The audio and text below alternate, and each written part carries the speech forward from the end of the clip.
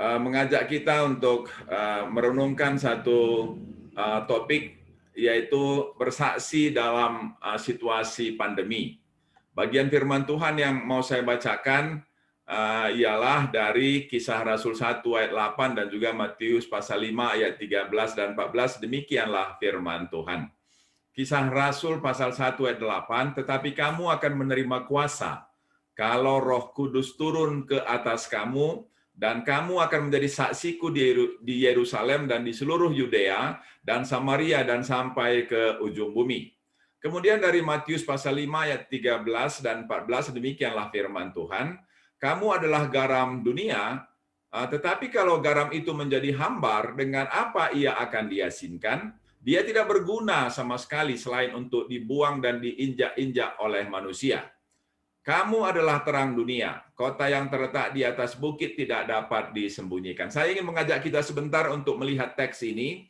Apa yang dimaksudkan dalam Kisah Rasul pasal 1 ayat 8, yaitu inilah tugas yang Tuhan Yesus berikan kepada rasul-rasul atau kepada murid-muridnya. Tugas itu ialah menjadi saksi.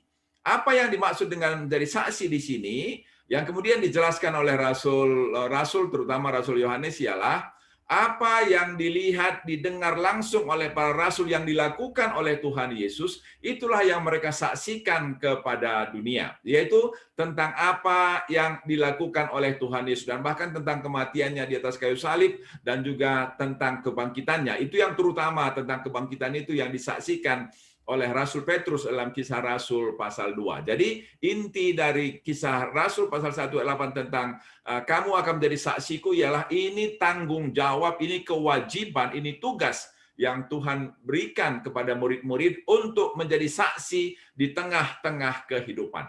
Lalu kemudian dari Matius pasal 5 ayat 13, firman Tuhan katakan, kamu adalah garam dunia dan kamu adalah terang dunia. Ini adalah status, artinya ialah pada setiap orang yang percaya, Tuhan sudah memberikan status, yaitu sebagai garam dunia dan sebagai terang dunia. Ini mengasumsikan bahwa dunia berjalan menuju kehancuran, dan kemudian sebagai garam, maka fungsi panggilan untuk setiap orang percaya ialah untuk menggarami dunia, supaya dunia tidak berjalan menuju kehancuran dan kebusukan, melainkan untuk tetap bertahan atau tetap menjadi lebih baik, karena fungsi garam itu ialah mengawetkan. Jadi dunia bisa awet dalam kebaikan. Lalu yang kedua ialah kamu adalah terang dunia. Ini mengasumsikan dan juga dijelaskan berulang-ulang terutama oleh Rasul Paulus dan oleh Rasul Yohanes bahwa dunia ini adalah kegelapan. Juga Rasul Yakobus katakan, siapa yang bersahabat dengan dunia, dia bermusuhan dengan Allah. Dan ini menjelaskan bahwa kita adalah terang dunia. Nah, jadi kehadiran kita menerangi kegelapan di sekitar kita. Oleh karena itu kemudian di penjelasan berikutnya dari Matius 5 ayat 13 sampai 16, kemudian memang diperingatkan oleh Tuhan, jangan sampai nanti terjadi kamu garam yang tidak lagi asin, kamu terang yang tidak lagi menerangi. Dan saya kira itulah yang sering terjadi dalam sejarah gereja. Sering sekali gereja lebih gelap daripada dunia. Oleh karena sekarang di tengah-tengah pandemi ini, kita harus melihat apakah kita masih bisa menjadi garam. Di tengah-tengah ketawaran hati banyak orang, bisakah kita memberi rasa? Di tengah-tengah kepanikan, kegelapan pikiran juga ya, karena banyak juga orang di tengah-tengah pandemi ini mengambil keuntungan, seperti mengail di air keruh. Tiba-tiba saya ditugaskan majelis untuk mencari obat, lalu kemudian kami bulan-bulan yang lalu biasa konsumsi obat itu dengan harga tertentu, tapi 1-2 hari kemarin saya periksa lagi harga obat itu, sudah jauh sekali ya, sudah ratusan ribu tambahnya. Nah, saya kira kemudian ini terjadi karena tingkat permintaan yang demikian tinggi sehingga supplier kemudian ya saya kira mengambil kesempatan itu untuk menaikkan harga. Oleh karena itu, saya kira kehadiran kita harus menjadi terang. Oleh karena itulah saya memberi tema dari ibadah kita pada hari ini ialah dipanggil menjadi saksi di tengah pandemi. Karena kita memang harus bersaksi dalam semua situasi. Dan saya menawarkan 4 kesaksian yang harus kita coba hadirkan pada masa pandemi ini. Yang pertama ialah kesaksian dalam ketabahan atau saksi sebagai orang yang tabah. Saya bacakan dari 2 Korintus pasal 5 ayat 6. Maka oleh karena itu hati kami senantiasa tabah meskipun kami sadar bahwa selama kami mendiami tubuh ini kami masih jauh dari Tuhan. Saudara-saudara yang dikasihi oleh Tuhan, kalau boleh saya menyimpulkan, karena 2 Korintus ini adalah kesaksian Rasul Paulus dan inti dari kesaksiannya ialah ketabahan menghadapi segala keadaan. Dan itulah juga yang diingatkan oleh Rasul Paulus kepada murid-muridnya dan kepada semua jemaat. Dan bahkan juga 1 Petrus menganjurkan, mendorong semua jemaat supaya memiliki ketabahan dalam menghadapi tekanan dan menghadapi keadaan yang sulit. Saudara-saudara yang dikasihi oleh Tuhan, ciri dari orang Kristen mula-mula itu ada 3. Itu yang kemudian diperhatikan, diamati, dan kemudian disimpulkan. 3 ciri orang Kristen mula-mula, yaitu yang pertama ialah cinta kepada Tuhan, cinta yang demikian hebat kepada Tuhan. Lalu yang kedua ialah antusiasme untuk melaksanakan perintah Tuhan. Dan yang ketiga ialah ketabahan menerima menerima konsekuensi iman. Dan kemudian itulah yang saya tulis dalam buku saya, Era Pentakostalisme.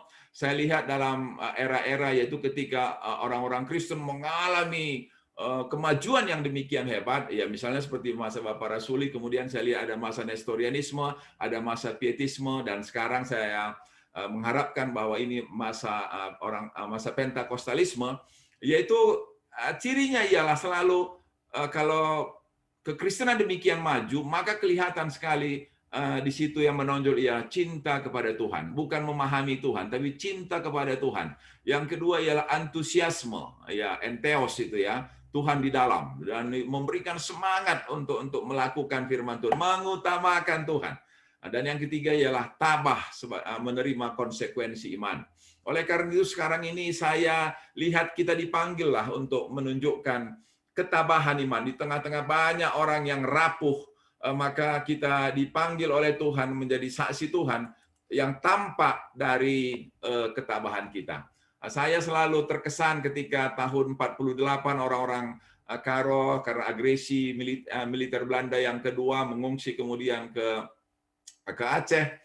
Maka ketika pada waktu 48 itu jumlah orang Kristen hanya 5.000, tapi ketika tahun 50 orang-orang mengungsi sudah pulang kembali, dan kemudian tiba-tiba kekristenan mengalami lonjakan, mungkin hampir lebih 15.000 orang yang menjadi percaya. Banyak sekali orang-orang Kristen mendaftar ke gereja untuk kemudian menjadi orang Kristen. Dan karena itu ditanya mengapa? Jawabannya ialah karena orang-orang Kristen pada masa pengungsian itu suka berbagi kepada orang-orang yang membutuhkan. Mereka kemudian suka bernyanyi dan mereka bergembira menjalani, sementara orang banyak kulcipan, banyak mengeluh, tapi orang-orang Kristennya bernyanyi-nyanyi lagu-lagu yang baru mereka pelajari dari gereja. Saya kira ketabahan selalu mengesankan. Saya ingat Tertullianus, seorang teolog yang hebat, seorang pengacara yang hebat, seorang yang sangat logis, seorang yang sangat rasionalistis, tetapi kemudian dia bertobat. Mengapa dia bertobat? Karena dia melihat hal yang tak masuk akal. Apa hal yang tak masuk akal? Dia melihat orang-orang Kristen ketika maju ke pengadilan, biasanya orang berusaha untuk membela diri dan histeris ketika vonis dijatuhkan. Tapi orang-orang Kristen tidak berusaha membela diri, padahal hukum Romawi demikian hebat dan demikian dibanggakan. Tetapi kemudian dalam konteks kekristenan, mereka menjadi tercederai karena masa menghukum orang hanya karena orang itu beragama Kristen. Dan kemudian ketika vonis dijatuhkan kepada orang Kristen, mereka tidak histeris dan bahkan mereka sebagian besar bernyanyi-nyanyi memuji Tuhan, menerima bahkan hukuman mati yang dijatuhkan kepada mereka. Dan itu sangat mengherankan bagi Tertullianus, tapi akhirnya itulah yang membuat dia menjadi percaya kepada Tuhan. Oleh karena itu, saudara-saudara yang dikasihi oleh Tuhan, ketabahan kita akan mencengangkan banyak orang dan akan menuntun banyak orang untuk kemudian percaya kepada Tuhan Yesus Kristus. Nah, oleh karena itu, saya beberapa waktu yang lalu sampaikan juga kepada teman-teman di Tiranus, saya kok melihat orang-orang Kristen ini sekarang kok begitu lemah ya, begitu cengeng ya, ketika misalnya menghadapi kematian terlalu banyak tangisan, terlalu banyak air mata, ketidakrelaan untuk berpisah. Sementara saya lihat di teman-teman agama lain misalnya, mereka lebih ikhlas untuk menerima, dan kemudian ada teman juga yang menyampaikan bahwa barangkali mereka ikhlas itu karena diajarkan kalau tangisan itu bisa menghalangi yang meninggal itu untuk masuk menghadap kepada Tuhan. Tapi saya kira para teolog ini perlu barangkali mencarilah sebabnya mengapa kemudian kita orang-orang Kristen sangat rendahlah resiliensi dan juga adversity kita ya. Saya tanya tadi Nora, resiliensi itu ialah kemampuan beradaptasi dengan keadaan yang sukar, dan kemudian adversity itu ialah kemampuan untuk mencapai apa yang dituju. Nah, saya kira barangkali ajaran iman Kristen itu ialah ajaran untuk meningkatkan resiliensi dan ajaran untuk meningkatkan adversity. Bagaimana kita bisalah kita menyesuaikan diri ketika keadaan tidak seperti yang kita harapkan. Itu yang saya kira dialami oleh orang-orang Kristen, oleh umat Tuhan ketika mereka terbuang dari Yerusalem ke Babilonia. Banyak mereka yang kemudian bisa menyesuaikan diri, sehingga kita lihat bagaimana Esther misalnya bisa menjadi permaisuri di kekaisaran Persia. Saya kira itu karena dia mampu menerima keadaan yang tidak seperti diharapkan. Oleh karena itu saya kira inilah yang perlu kita tampilkan pada hari-hari yang sedang ada pandemi ini. Saya bacakan dari 2 Timotius 1 ayat 7, demikianlah firman Tuhan. Sebab Allah memberikan kepada kita bukan roh ketakutan, melainkan roh yang membangkitkan kekuatan. Jadi kalau misalnya ini kita lihat kepada roh ketakutan, maka ini kita bisa sederhanakan dengan mengatakan roh keberanian, lalu roh kasih dan roh ketertiban. Jadi ada keberanian, tapi juga ada ketertiban. Bukan keberanian yang konyol ya. Keberanian yang konyol itu kan ada orang yang berani, aku tidak takut dengan COVID ini, bawa aku ke rumah sakit dan aku akan hirup napas orang yang kena COVID, dan kemudian kita tahu dari media massa bahwa orang tersebut kemudian meninggal dunia. Saya kira itu bukan keberanian yang sesuai dengan yang Tuhan ajarkan. Keberanian dan ketertiban. Kita berani tapi tetap tertib. Karena memang kita tidak boleh mencobai Tuhan. Kita tidak boleh juga terlalu takut, tidak boleh terlalu gentar, tapi jangan pula kita sampai konyol, berlebihan menyikapi kondisi pandemi seperti sekarang. Lalu yang kedua, jemaat yang dikasihi oleh Tuhan, sikap taat kepada pemerintah. 1 Petrus 2 ayat 13, firman Tuhan katakan, tunduklah karena Allah kepada semua lembaga manusia, baik kepada raja sebagai pemegang kekuasaan yang tertinggi, maupun kepada wali-wali yang diutusnya untuk menghukum orang-orang yang berbuat jahat dan menghormati orang-orang yang berbuat baik. Jadi yang ingin dikatakan oleh Rasul Petrus di sini ialah kita harus taat kepada pemerintah, karena pemerintah mengusahakan kebaikan bagi warga negaranya. Dan kalau kemudian sekarang pemerintah meminta kepada semua masyarakat untuk menerapkan 6M. Maka tugas kita sebagai warga negara ialah karena Tuhan, karena iman, kita menaati apa yang firman Tuhan katakan. Tadi kita sudah mendengar kesaksian dari Samuel bahwa kemungkinan besar dia tertular itu karena sempat sebentar membuka masker, atau yang kedua ialah berada di kerumunan. Oleh karena itu kan sebenarnya 6M ini sudah mendorong kita menjadi pedoman bagi kita sebagai masyarakat di tengah masa pandemi ini untuk menerapkan 6M itu ya. Artinya selalu memakai masker, kemudian selalu mencuci tangan, kemudian selalu menjaga jarak. Walaupun barangkali kalau saya sedikit berlebihan barangkali ya, ketika ojek datang ke gerbang tempat tinggal kami, kalau saya ingin memberikan tips kepada pengojek itu, maka saya taruhkan di pagar, dan kemudian saya mundur, dan kemudian tukang ojek itu mengambil. Saya kira mungkin tidak mesti begitu, tapi menurut saya tidak ada salahnya juga lah kita overprotective sedikit, karena siapa tahu masker yang dipakai oleh tukang ojek itu barangkali terlalu tipis. Lagi pula tidak terlalu menghalangi lah, karena tidak menghambat juga, dia turun sebentar, karena juga dia akan meletakkan barang itu, kemudian bisa mengambil uang yang disiapkan baginya. Saya kira intinya adalah kita berusaha untuk menaati apa yang dianjurkan oleh pemerintah, selalu menjaga jarak dan juga menjauhi kerumunan, dan kemudian juga menghindari makan bersama walaupun bersama dengan keluarga. Saya kira ini masa-masa yang tidak mudah, tetapi kita akan bisa menjadi mudah kalau kita mendasarinya dengan sikap taat kepada apa yang dianjurkan oleh pemerintah. Karena kita percaya kepada Tuhan, percaya kepada firman Tuhan, maka kita menaati apa yang dianjurkan oleh pemerintah kepada kita. Sehingga kita akan menerima kebaikan karena pemerintah melakukannya untuk mendatangkan kebaikan bagi semua warganya. Lalu yang ketiga ialah sikap berbagi. Dalam 1 Petrus 1 ayat 22, firman Tuhan katakan, "Karena kamu telah menyucikan dirimu oleh ketaatan kepada kebenaran, sehingga kamu dapat mengamalkan kasih persaudaraan yang tulus ikhlas. Hendaklah kamu bersungguh-sungguh saling mengasihi dengan segenap hatimu." Jadi salah satu tema dari kitab 1 Petrus ialah kasih persaudaraan yang tulus ikhlas. Kasih persaudaraan yang tulus ikhlas. Oleh karena itu inilah yang harus menjadi sikap kesaksian kita. Kita dipanggil untuk menjadi orang yang melakukan persaudaraan yang tulus ikhlas. Yang artinya ialah membantu orang yang membutuhkan, dan yang paling penting juga jangan mengambil keuntungan, jangan mengambil kesempatan di tengah-tengah penderitaan yang sekarang melanda manusia di seluruh dunia. Tapi kita dipanggil ialah untuk berbagi. Apa yang bisa kita bagi, saudara-saudara yang dikasihi oleh Tuhan? Saya kira kita sudah mulai terapkan ini, walaupun barangkali masih di skop Kota Bandung, belum sampai ke Jakarta. Maka ketika ada saudara-saudara kita yang isoman, baik keluarga Bapak Gio, Bapak Bayu, dan sekarang Bapak Depi Tarigan, dan juga saya harap tadi barangkali anak-anak muda juga sempatlah berbagi kepada Samuel yang berada di Depok.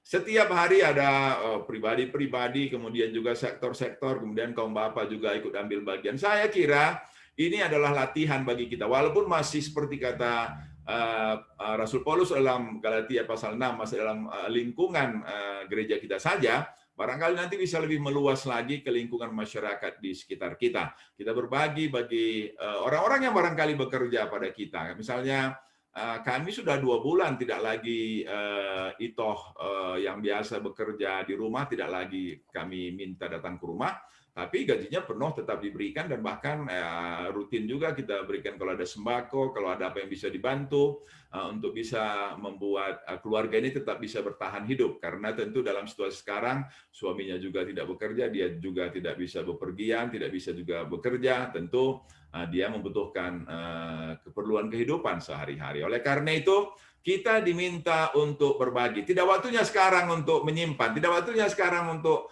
mengambil, mengumpulkan ya. Waktunya lah sekarang, barangkali kalau kita punya sedikit simpanan atau kita punya sedikit materi, maka waktunya lah kita berbagi. Karena di sekitar kita semua orang sangat membutuhkan. Banyak sekali orang-orang yang sangat menderita. Pengusaha-pengusaha yang barangkali selama ini bisa menghitung keuntungan setiap hari, sekarang barangkali hanya tinggal menghitung kerugian. Apalagi yang perlu dijual. Jadi tidak ada lagi orang-orang yang bisa bersenang-senang, kecuali barangkali ya, perusahaan farmasi atau perusahaan penyedia alat-alat kesehatan. Tapi sebagian besar saya lihat kita sudah mendengar bersama-sama bagaimana para pengusaha sudah mengibarkan bendera putih, baik di Garut dan juga di Tanah Abang, di Jakarta, sudah banyak yang mengibarkan bendera putih. Saya kira memang 1 tahun lebih ini pastilah para pengusaha mengalami kesulitan. Juga anak-anak sekolah minggu kita barangkali bisa memanfaatkan kesempatan ini untuk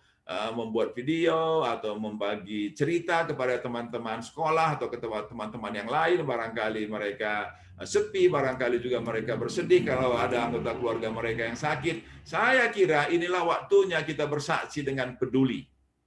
Peduli dan berbagi. Peduli terhadap teman-teman kita yang kekurangan. Peduli terhadap teman-teman kita yang sakit, peduli terhadap teman-teman kita yang menderita.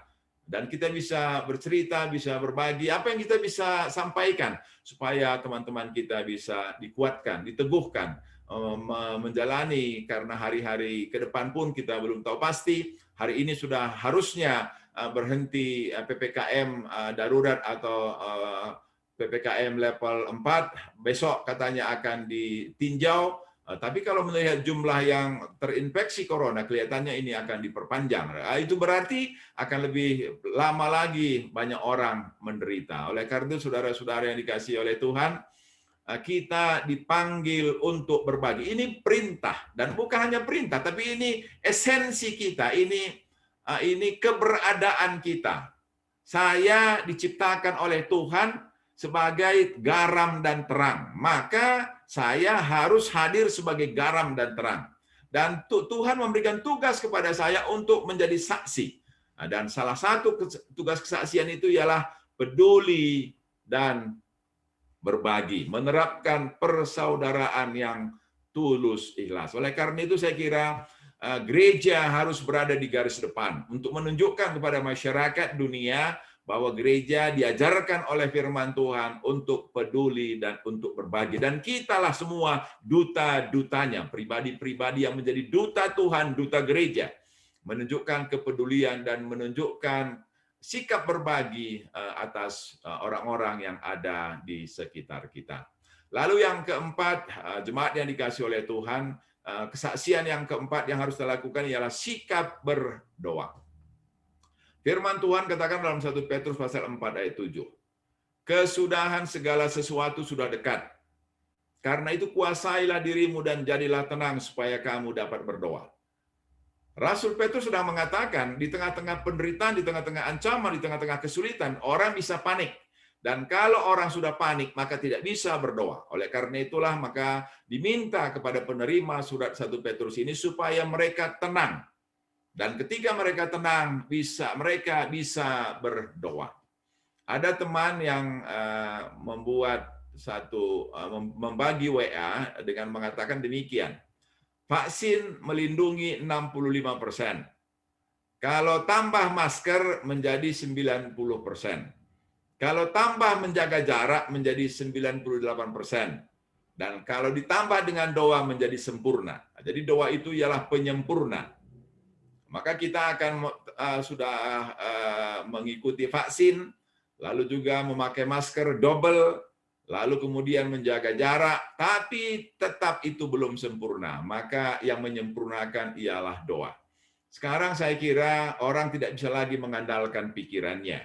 Karena tidak lagi bisa menganalisis mengapa vaksin ini bisa demikian hebat.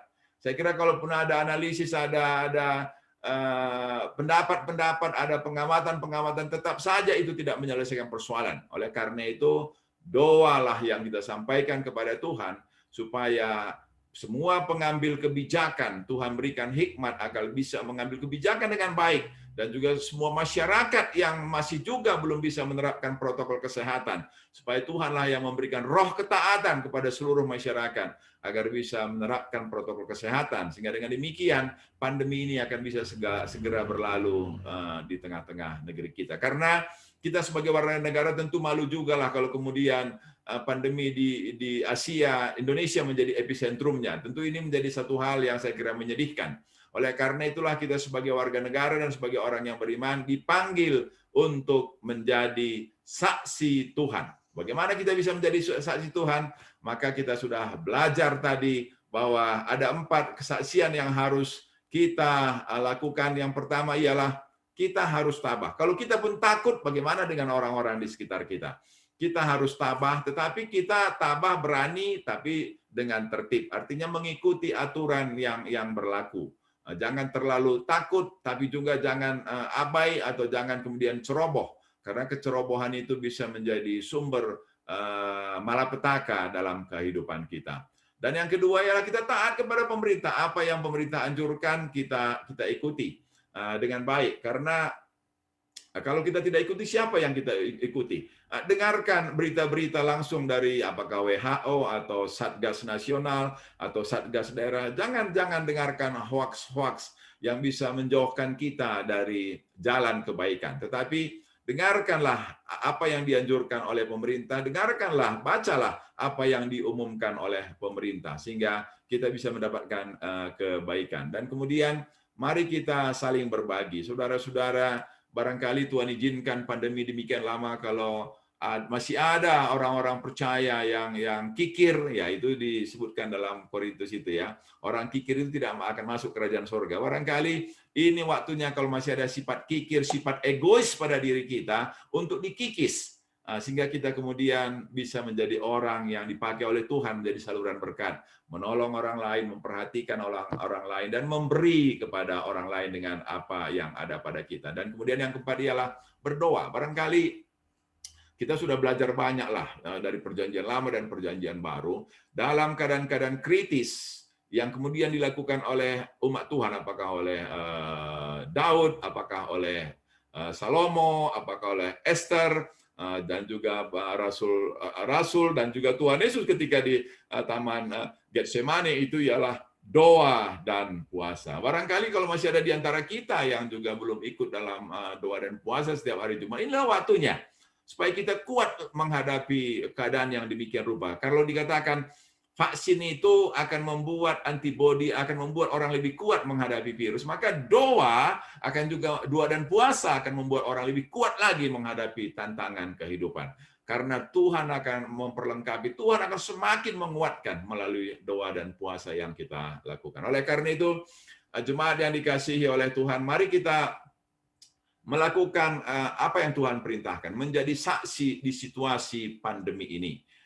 Dengan menunjukkan ketabahan kita, dengan menunjukkan ketaatan kita kepada pemerintah, dengan sikap berbagi kepada dan sikap peduli kepada orang yang membutuhkan, dan kemudian dengan sikap berdoa, menjadi orang-orang yang rajin berdoa dan berpuasa, supaya kuasa Tuhan dicurahkan agar dunia dibebaskan dari virus COVID-19 ini. Kiranya Tuhan memberkati dan mengurapi kita sekaliannya. Amin. Mari kita berdoa. Bapa kami dalam kerajaan surga, segala puji dan syukur kami sampaikan kepadamu karena Engkau sudah berfirman kepada kami bahwa kami adalah saksi-Mu dan kami adalah garam dan terang di tengah-tengah kehidupan ini. Mampukan kami supaya kami bisa bersaksi di tengah situasi pandemi ini dengan menunjukkan ketabahan kami, dengan menunjukkan ketaatan kami kepada apa yang dianjurkan oleh pemerintah. Tidak mengacaukan apa yang pemerintah lakukan, tapi menuruti apa yang pemerintah lakukan. Dan dengan kerelaan kami berbagi dan peduli pada orang-orang di sekitar kami yang membutuhkan, dan juga supaya dengan demikian kami bertekuk lutut berdoa dan bahkan berpuasa di hadapan Tuhan supaya kuasa Tuhan dicurahkan sehingga pandemi yang merusak semua tatanan kehidupan umat manusia, merusak semua peradaban, dan juga merusak semua apa yang sudah direncanakan oleh manusia bisa segera selesai. Itu kerinduan hati kami, dan kami berdoa dalam nama Tuhan Yesus Kristus, Tuhan dan Juru Selamat kami yang hidup. Amin.